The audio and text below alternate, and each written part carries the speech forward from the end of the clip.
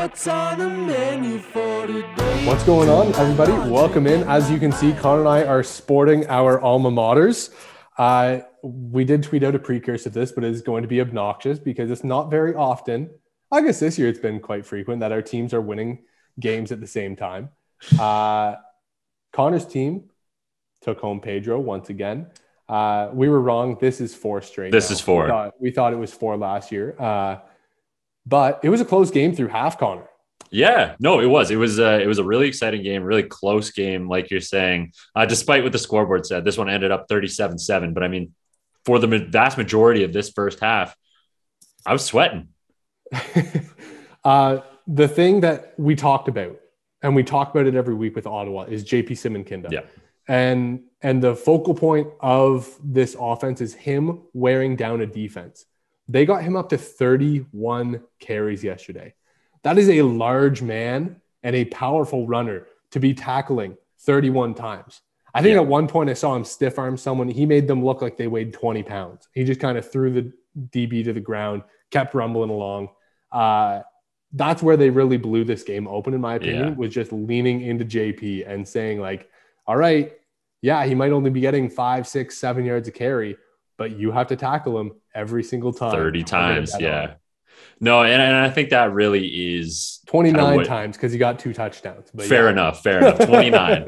But no, I think that really is the story of this game, right? Like JP just had the endurance to last for 4 quarters, and you could see Carleton defenders were getting dogged trying to tackle him late into this game. But I do want to say, like, as much as we talk about JP, deservedly so, in this game, Ben Miracle, man, he had an unbelievable start. Missed 3 passes, went 20 of 23 for 354 yards, 2 touchdowns in the game. I mean, that way, like, as much as we talk about JP, he really enabled Ben to open it up in this game. Well, yeah, it was kind of weird because it was like they really wanted to sell out to stop JP.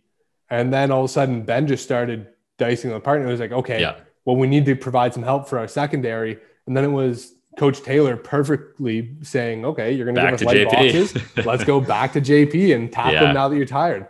I think the Ottawa GGs just had a great time of possession, was closer than it seemed. 36 minutes to 23. It felt more like 40 to 20 when I was watching it through. But this Ottawa team is for real. And I think there's a scenario. It's an outside chance, but there's a scenario where Queens drops a game, Ottawa wins out, including their last game against Western, and they're hosting, or they're the first seed for the Yates Cup. I don't know how real it is that they beat Western, but this Ottawa team is looking like a complete package. Yeah, no, I mean, and it's going to sound, everything I say right now is going to sound super biased, especially given the fact that I'm wearing this shirt. But I mean, it really does feel like an Ottawa team that is clicking on all cylinders. They are firing at every phase of the game. And the Western game is going to be a test, but I'm curious to see how they match up. Even if they lose, I'm curious to see how they lose. I am with you in that. And even if they play a tight game, it might be something different for the story that we say the following day. Let's go now to my alma mater, because they were one of the 1 o'clock games that started up. The Toronto Varsity Blues against the Waterloo Warriors. Waterloo, Nolan Caban. I will say it's Caban. I've been calling him Cabin. My apologies, but Nolan Caban.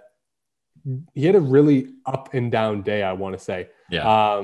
He threw for a ton of yards. So if you're scoreboard surfing, you're like, oh my God, 33 of 44 for 411 and a touchdown. Oh, and 3 picks. Yeah. Oh, but he added a rushing touchdown. When you stat sheet surf, it really doesn't tell the tale of this game. No, because on paper it looks like he had a great day and just 3 turnovers. Yeah. But there was times where they were moving the ball with ease. Mm-hmm. They were walking up and down the field, and then he'd make a turnover. Whether it was Cody Hale getting his pick, Ryan Stewart at the end of the game, which ended up icing it on a fantastic play from the Varsity Blues defense where they kind of deflected the pass. Ryan Stewart came down with it. But Owen Cassie as well with his pick. He had one hell of a day, 9.5 tackles and a pick, a very timely pick at that. But I am burying the lead by a mile. I was going to say. for all the talk we had of Kinsale Phillip is the truth, and I just said, hold on. He's talented. But what have I asked for weeks, Connor? I can't seem somebody named Adam Williams. I think that's maybe what you're asking for. Somebody that is my RB1. Obviously, Chase Brown at Illinois is going to be RB1 in the CFL draft this year, but there's a chance he goes to the South. Adam Williams is RB1 out of U Sports for the CFL draft this year. Yeah. And this man did just that. 19 carries, 243 yards, 2 touchdowns. On his 68-yard touchdown run, Connor, I swear to God, he broke like 5 tackles. Oh, yeah. Yeah, I saw that. I saw the clip. Yeah, oh, yeah. And the things that he's doing with this Toronto offense are so impressive to me. I mean, we look across the conference, and sure, Western's got guys like Edward Renati and Keon Edwards that are running for 100 game, but they get to run behind the Western offensive line. That is one of the best offensive lines in the entire country. And I think that's a good point because the U of T offensive line is full of veteran road graders. Yes. But they aren't getting the love that the Western team is. Yeah, no. I entirely agree, which makes this season from Williams so much more impressive to me. Yeah, I mean, big shout out to Garrison Pyle, Tyler Grijola, Junior, Mushtaba Mary. Those guys are anchors on the front, and they've been with Adam as long as he's been at the school. So there is some trust, some chemistry built up. But I was happy to see Coach Damore, Coach Marshall, and the offensive crew lean into Adam Williams, lean into him full sail and say, okay, you're our workhorse, carry the load. And last week we were talking about another running back of the Varsity Blues, Lucas Stoichos, but let's talk about him in this game, but not as a running back because he had an incredible special teams showing. Yeah, right when Waterloo thought that they were getting back into the game, they kicked it off and Lucas Stoichos one-hopped it and just charged through for 105 yards. See you later. It was impressive. In the end zone. This is not his first kick return touchdown of the year as well. He had one against Queens in week 1, but for Lucas Stoichos, Adam Williams, and the rest of the running back room, Sam Conte is the third member. These guys are the lifeblood. Special teams, offensively, they are carrying this Toronto team into a third win of the year. Wild. Are you like over the moon yet or what? You checking, they have to play checking the scoreboards to make sure it's so real? I'm not quite over the moon. They do have to play Western, who yesterday kind of had their way with the McMaster Marauders. They certainly did. 47-14 win. And don't let this fool you. It was 33-0 at halftime. It wasn't like it was close and then Western pulled away. Western pulled to a 43-point lead, and then McMaster started to score. But that was only late into the fourth and in the final minutes of the game. 31st downs for the Western offense, 571 yards. But I don't want to talk about Keon Edwards. I don't want to talk about Keon Edwards right now. You know what I want to talk about? They did this in a different way than normal. So credit to the McMaster Marauders because Edward Winati was held to 5 yards a carry. Yeah. He was held to 6.7. And yes, those are great averages to have, but this is far below what we have seen for their rushing totals so far this year. It really is. And the story of this game to me, aside from the Western running backs being, I don't want to say shut down, but stopped a little bit, like slowed down. 6 yards between the two of them. They didn't make 200 down for the second time this year. No. But let's talk about the pivot spot, man, because this is the game that I have been waiting to see from Evan Hillock. Yeah, I mean, we talked about Ben Merkel and his efficiency. Evan Hillock, stride for stride with him, 21 of 25, 332, 2 touchdowns. He was all over the field with this one. A big touchdown from Griffin Campbell. Savon Magne-Jones was over the 30 yards as his longest. Seth Robertson up there as well. Yeah. These Western receivers take chunks out of the field between Nixon, Robertson, Campbell, and Magne-Jones. I was excited to see them go off. No, it was a show. It was an absolute show. And earlier I said, like, this is the game that I was waiting to see from Evan Hillock. And that wasn't to be disrespectful or rude or anything like that. Like, I was just waiting because he hasn't had to do it this year, but I've just been waiting to see Evan Hillock take a game over with his arm, be the guy, and win through the air. I wanted to see that this year, not because I didn't think they could do it, not because I don't think that he's a good quarterback, but they haven't shown this season, or they haven't needed to this season, win through the air. And this week they did exactly that. So it's nice to see that. I mean, maybe not for everybody else in the OUA, but it's nice to see that this Western offense is entirely rounded. Let's talk about a one-sided offense though with McMaster. I mean, we've talked in the Thursday All-Canadian episode about how McMaster has just been this one-sided passing attack. They attempted 14 carries, Connor, but they only had 48 yards, and 20 of those came from the backup quarterback, Keegan Hall. So, I mean, they went 12 for 28 without Keegan Hall this game. That is something that needs to be addressed. It needs to be I don't know if it's just a matter of first down pass percentage or what, but this McMaster team needs to find some semblance of a run game if they want to try and make their way back into playoff contention. Yeah, because right now they are on the outside looking in. So I think there's definitely improvements that need to be made. There's some things that we'd like to see addressed, especially running the ball. I think, and whatever. I mean, sure, we harp on running the ball. Every football person harps on running the ball, but it's so crucial. Look what it did to Ottawa and Ben Miracle this week. And U of T and Western, exactly. And Queens. So let's talk about four winning teams this week. We're all backed by a heavy run game. And yeah, you said let's talk about Queens. Connor, I would ask you to change into something Frontenac related. The garnet. I have the garnet. But I was going to say, you have the color scheme still down because your alma mater at high school, so your really old alma mater, they put out a pretty really old. We're going with the really olds here. I mean, you have been out of there for 8 years now. Oh, it's creeping up on 10. But Alex Freakin, Frontenac Falcon product, stayed at home with the Queens Gales, and with James Keenan out after he suffered an injury in the Guelph game, Alex Freakin, Connor, 223, 3 touchdowns, plus 32 rush yards. He was a pretty big weapon with his threat to run as well. Obviously a 25-yard carry, but the Queens Gales, man.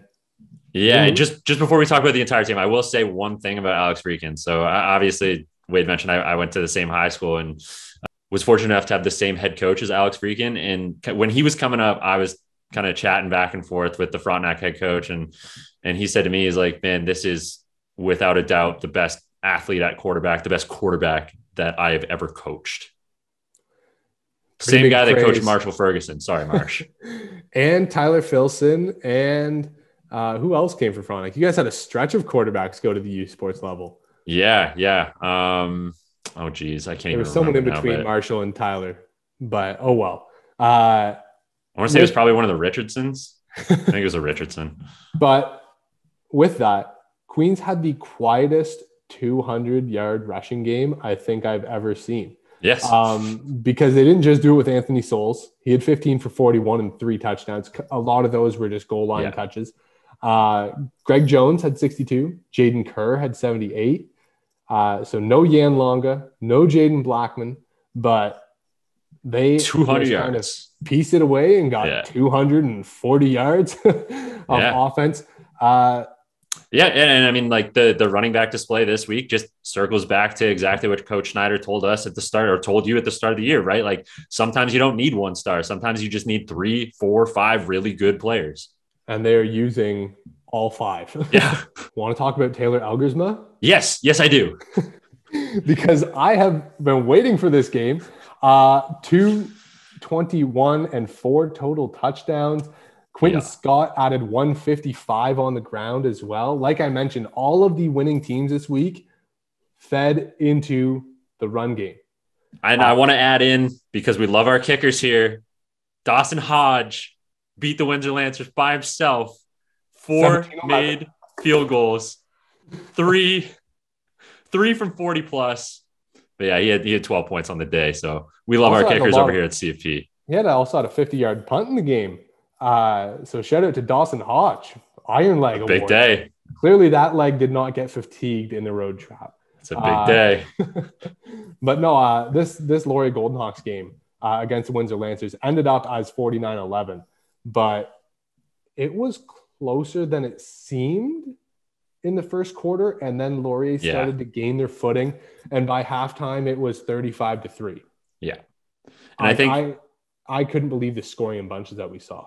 No, that was impressive. And I think this game just really boiled down to kind of everything we talked about in the preview leading up to this game, right? Like Laurier has the defense to do what they did, which was let Joey Zorn do what he's going to do. But then when you look at the passing stats for the Windsor Lancers, I mean, Carter Zinger, 71 yards, Josh Shim, 30 yards passing. So they held the Windsor Lancers to 101 yards through the air. They, again, like Carleton said, all right, let's let Zorn run wild and we're going to shut down everything else. On top of that, they doubled down with their quarterback, Taylor Algersman, having a damn day. But yeah, it was a display of efficiency on both sides of the ball. Like you're saying, scoring in bunches too was super impressive. And it was just the way that I think Laurier worked the ball downfield. Their offense is so methodical and so strategic. Like they just squeeze the life out of opposing defenses and they make you play for long, sustained drives too. Yeah, I'm quite impressed with this Laurier Goldenhawks team. And with the win, they move into the number 4 seed currently in the current playoff format. Man, we said they were going to sneak up on people, and here they are. As of right now, I believe we would get a rematch from Ottawa and Laurier in the first round of the playoffs. That'd be if the standings hold as they are now. Yeah. But I'm really looking forward to seeing these Laurier Goldenhawks. They have a short turnaround now. They have to go and play Waterloo on Thursday. Battle of Waterloo, Thanksgiving. It's a crazy week for them. And they have to travel back from Windsor and then get right into it. So I will be interested to see their rebound. Mm-hmm. But this team looks like they are finding their groove and really getting down to it. Yeah. No, I entirely agree. To me, I mean, I guess we can save it for the preview, but like when we're looking at that Battle of Waterloo game, like for me, it's going to be about how they come out off that short week. Mm-hmm. I agree with that, but there's no more games in the OUA slate until Thursday because it's a short week, but we are excited to get to that. We're excited to get back to the playoff stretch as we're closing down. So if you guys want to check in on the All-Canadian episodes this week, do so. If you want to check out any of the games you might have missed, head to OUA TV. Free to sign up, free to watch any game on demand or live. What's on the